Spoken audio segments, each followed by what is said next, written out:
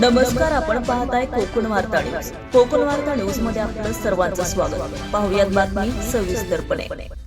गुहागर तालुक्यातील पिंपरी येथील Somjai stone enterprises crusher येथे सुरुंग स्फोटके लावल्याबाबत पिंपरीवरची वाडी ग्रामपंचायतीच्या वतीने पिंपरी ग्रामपंचायतवर मोर्चाचं आयोजन करण्यात आले.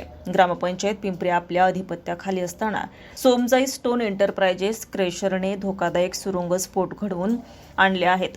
याने जीवितहानी होणे संभव आहे. बुधवारी दिनांक 24 रोजी दुपारी 2 ते 2:15 दरम्यान जो ओमजाई स्टोन क्रेशरने भूमिगत सुरुंग स्फोट घडवून आणला, इतक्या तीव्रतेचा भयावह स्फोट अजूनपर्यंतच्या कालखंडात झाला नव्हता. स्फोटकांचा दुर्गंधीयुक्त वास स्थानिकांचा श्वास गुदमरणारा असून जमीन हादरवून भूकंपाची जाणीव झाली.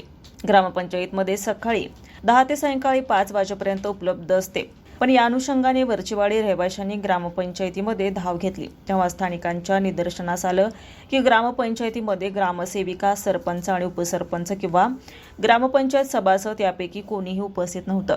याचं कारण काय, तर तदनंतर ग्रामस्थांनी पिंपरी गावचे पोलीस पाटील तसेच तलाठी आणि सर्कल यांच्याशी संपर्क साधला.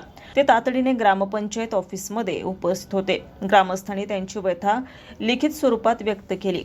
त्याची शहानिशा करण्यासाठी वरील सर्व अधिकारी ओमजाई स्टोन क्रेशर येथे गेले असता त्यांच्या निदर्शनास आले की सुरुंग स्फोट घडवून आणला होता.